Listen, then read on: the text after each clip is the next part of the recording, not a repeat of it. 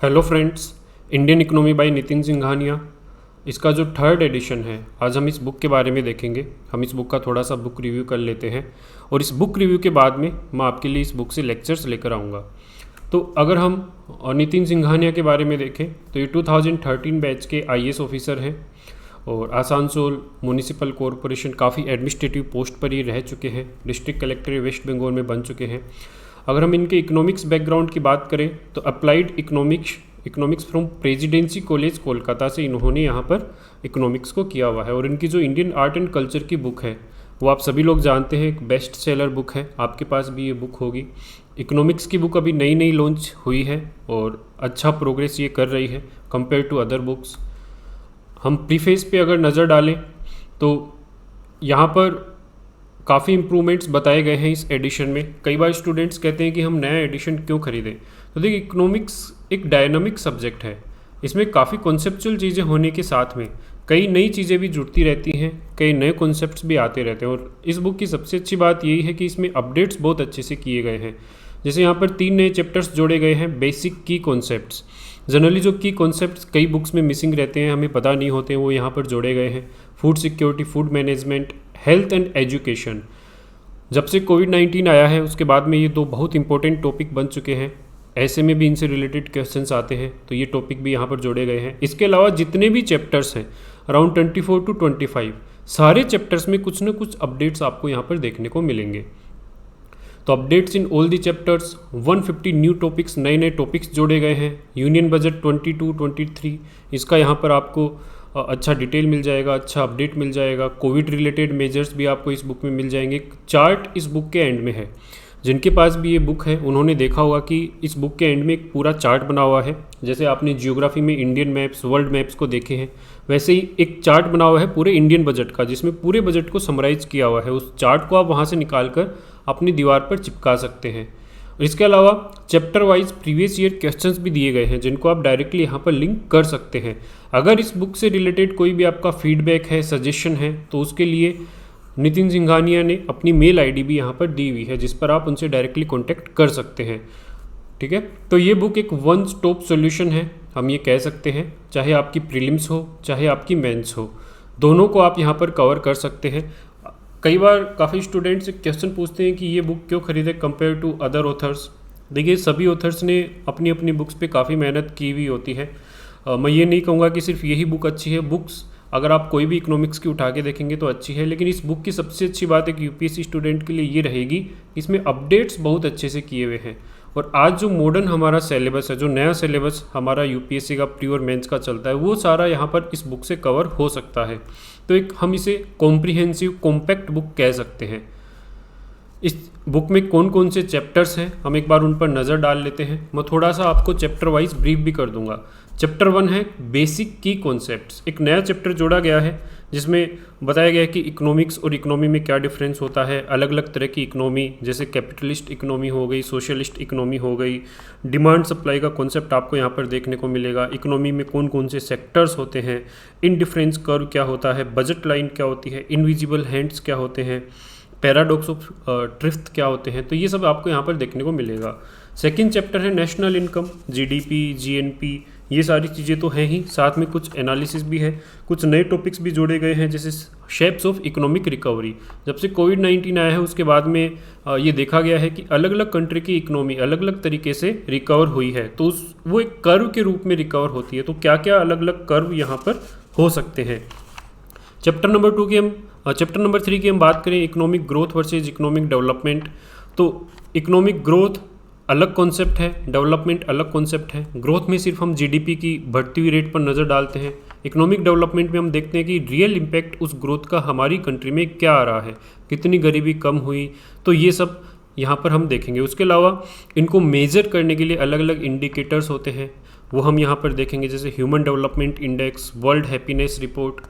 फिर है chapter number 4, poverty, inequality and unemployment. तो इनसे रिलेटेड जो भी कॉन्सेप्ट्स हैं कि पुअर्टी के क्या क्या कोजेज़ हैं, कॉन्सेप्ट क्या है, अलग अलग तरह की पुअर्टी होती है, उसको एस्टिमेट कैसे किया जाता है, कौन कौन सी कमिटियाँ इससे रिलेटेड रही हैं। फिर इनइक्वालिटी का कॉन्सेप्ट क्या है, कोजेज़ क्या है, अनएम्प्लॉयमेंट के क्या कोजेज़ हैं, क्या ऑपरेशनल स्ट्रक्चर है इंडिया में, और फिर हमारी जो वर्क फोर्स है उसका कैजुअलाइजेशन, इनफॉर्मलाइजेशन ज़्यादा क्यों होता जा रहा है। फिर है इन्फ्लेशन, बहुत इंपॉर्टेंट चैप्टर है, एक ना एक क्वेश्चन यूपीएससी हर साल इसे पूछती है। तो टाइप्स ऑफ इन्फ्लेशन, उसके अलावा methods to measure the inflation, inflation के कोजेज क्या क्या हैं, कैसे इसे हम कम कर सकते हैं। फिर डिफ्लेशन, डिसइन्फ्लेशन, ये अलग अलग कॉन्सेप्ट होते हैं, वो सब हम यहाँ पर इस चैप्टर में देख सकते हैं। Indian tax structure and public finance बहुत बड़ा चैप्टर है, तो इसमें fiscal policy, direct tax, indirect tax, इन सब के बारे में डिटेल में बताया गया है। फिर बजट से रिलेटेड भी काफ़ी यहाँ पर कॉन्सेप्ट्स दिए गए हैं, फिस्कल कंसोलिडेशन, फिनेंस कमीशन, ये सब भी टॉपिक्स हमें यहाँ पर देखने को मिलेंगे। फिर है इकोनॉमिक प्लानिंग इन इंडिया, तो इकोनॉमिक प्लानिंग हमारी कंट्री में प्लानिंग आज़ादी के बाद से कैसी रही है, 5 ईयर प्लान्स के बारे में डिटेल में दिया गया है। फिर नीति आयोग के बारे में भी इस चैप्टर में बताया गया है, जो आपके मेंस के लिए भी इम्पोर्टेंट हो जाता है।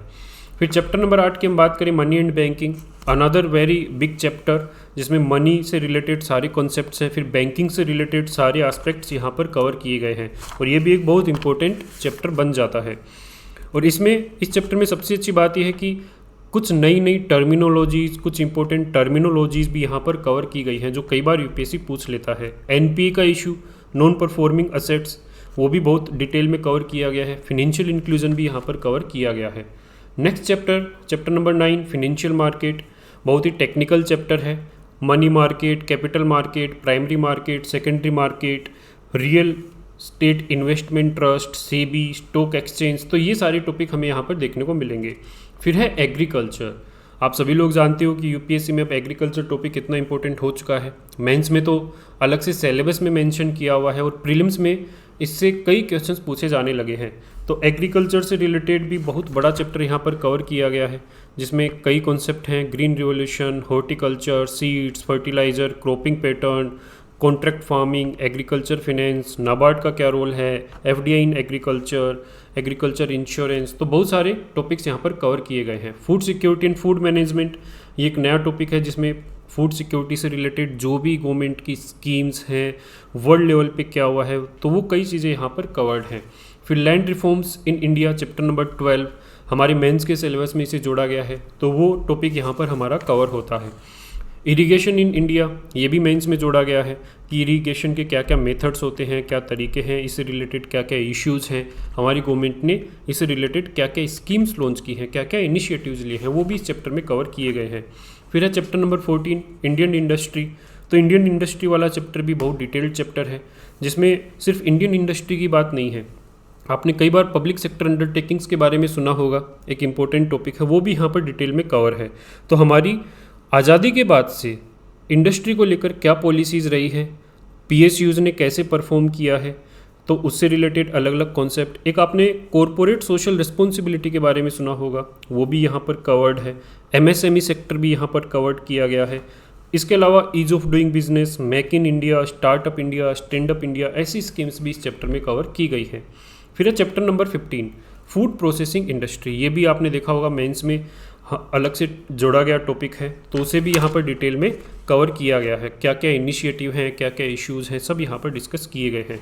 सर्विस सेक्टर, चैप्टर नंबर 16, तो ये इस चैप्टर में सेकंड एडिशन के कंपैरिजन में बहुत नए चेंजेस लाए गए हैं। ये चैप्टर पूरी तरह से रिफॉर्म हुआ है। इंश्योरेंस सेक्टर को बहुत डिटेल में कवर किया गया है, नए नए कॉन्सेप्ट्स यहाँ पर हैं। टूरिज्म सेक्टर कवर किया गया है। Management services, information technology and business process, port and shipping services, space sector को भी कवर किया गया है। स्पेस सेक्टर को लेकर नए नए ऑर्गेनाइजेशंस बने अभी रिसेंट में, वो भी इस बुक में कवर किए गए हैं। फिर है इंफ्रास्ट्रक्चर, चैप्टर नंबर 17, और आप सभी लोग जानते हैं कितना इंपॉर्टेंट चैप्टर है, और इसको भी यहाँ पर बहुत अच्छे से रिफाइन किया गया है। इंफ्रास्ट्रक्चर हमारी इकोनॉमी के लिए क्यों इम्पोर्टेंट है, ये सब, इन सब से स्टार्ट करते हुए फिर फंडिंग, चैलेंजेस, क्या क्या नए इंटरवेंशंस हैं, जैसे आपने सुना होगा PM Gati Shakti, national infrastructure pipeline, national monetisation pipeline, तो ऐसे रिसेंट डेवलपमेंट्स भी आपको इस बुक में देखने को मिल जाएंगे। फिर इसके अलावा जो सेक्टर स्पेसिफिक कवरेज है, जैसे एनर्जी सेक्टर, जिसमें कोल, क्रूड ऑयल, रिन्यूएबल एनर्जी, फिर transport sector, telecom sector, smart city mission, तो ये सब यहाँ पर कवर किए गए हैं। Chapter number 18, health and education, तो देखिए बहुत बढ़िया इनिशिएटिव है कि हमें किसी बुक में हेल्थ एंड एजुकेशन के बारे में सब कुछ एक जगह ही मिल जाएगा। तो हेल्थ से रिलेटेड हमारी क्या पॉलिसीज़ रही हैं, न्यूट्रिशन को लेकर, यूनिवर्सल हेल्थ कवरेज को लेकर, फिर एजुकेशन से रिलेटेड क्या गवर्नमेंट की रिसेंट इंटरवेंशंस हैं, तो वो सब हमें यहाँ पर देखने को मिल जाएंगी। Chapter number 19 balance of payment, जिसमें capital account, current account, foreign exchange reserve, तो फॉरेन एक्सचेंज से रिलेटेड एस्पेक्ट हैं। फिर chapter number 20 India's foreign exchange and foreign trade, तो फॉरेन ट्रेड से रिलेटेड जितने भी इश्यूज़ हैं वो सब यहाँ पर कवर्ड हैं। Chapter number 21 international economic institutions, ये भी एक इंपॉर्टेंट चैप्टर है और बड़ा चैप्टर है। IMF, world bank, new development bank, Asian development bank, Asian infrastructure investment bank, WTO, उसके अलावा और जो छोटे छोटे ऑर्गेनाइजेशन हैं G3, G7, ASEAN, world economic forum, तो वो सब यहाँ पर कवर किए गए हैं। Chapter number 22 population and demographic dividend, तो ये भी एक इम्पोर्टेंट चैप्टर है जो आपकी सोशियोलॉजी में भी इंक्लूड होता है। तो पॉपुलेशन से रिलेटेड, मिसिंग वीमन इन सेक्स कंपोजिशन, डेमोग्राफिक डिविडेंड, ऐसे टॉपिक्स यहाँ पर कवर किए गए हैं जो मेंस में सीधे सीधे जिससे क्वेश्चंस पूछे जाते हैं। चैप्टर नंबर 23 इन्वेस्टमेंट मॉडल्स, हमारे मेंस में एक टॉपिक जोड़ा गया है और इसमें PPP को भी इंक्लूड किया गया है। Chapter number 24 sustainable development and climate change, आप सभी लोग जानते हैं कि UPSC अब सस्टेनेबल डेवलपमेंट को कितना ज़्यादा पूछ रही है, तो उससे रिलेटेड क्या क्या है डेवलपमेंट्स वो सारे यहाँ पर हैं। फिर हमारी जो नए सस्टेनेबल डेवलपमेंट गोल्स हैं उनसे रिलेटेड, उनसे पहले क्या था, कैसे उनको लाया गया, और नीति आयोग ने एक नया इंडेक्स लॉन्च किया SDG इंडिया इंडेक्स, तो वो सब यहाँ पर कवर किए गए हैं। फिर बाद में आती है इकोनॉमिक मेजर्स रिलेटेड टू कोविड-19 पेंडेमिक, जो हमें करंट से रिलेटेड काफ़ी ज़्यादा अपडेट करती है। और फिर फाइनली आप देखेंगे एक चार्ट बना हुआ है यूनियन बजट 2022-23 समरी का, जो आप निकाल कर, इस बुक से निकाल कर अपनी दीवार पर लगा सकते हैं। बहुत बड़ा चार्ट है और बहुत समराइज जिसमें चीज़ों को किया गया है। इसके अलावा अगर आप देखेंगे तो इस बुक के फ्रंट पेज पर ये एक पेज दिया गया है जिसमें आप यहाँ पर ये ब्राउन नोट कर सकते हैं। इस कोड को स्क्रैच करने के बाद आपको एक यहाँ पर एक कोड मिलेगा, ठीक है। इस कोड को आप इन स्टेप्स के थ्रू फॉलो करते हुए जो नए डेवलपमेंट्स हैं और जो डेवलपमेंट्स इस बुक के बाद में हुए हैं वो आपको यहाँ पर अपडेट कर दिए जाते हैं। तो जनरली एक स्टूडेंट्स का डाउट रहता है कि बुक आने के बाद में भी अपडेट्स होते हैं, उनका हमें कैसे पता चले।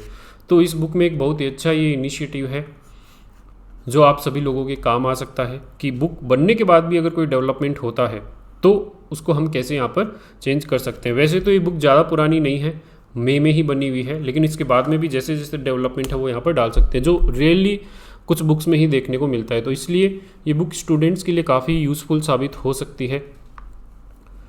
अगर इस बुक को पढ़ने के बाद आपके कोई फीडबैक या सजेशन है तो नितिन सिंघानिया सर ने इस बुक के अंदर अपनी ईमेल आईडी शेयर की है जिस पर आप शेयर कर सकते हैं।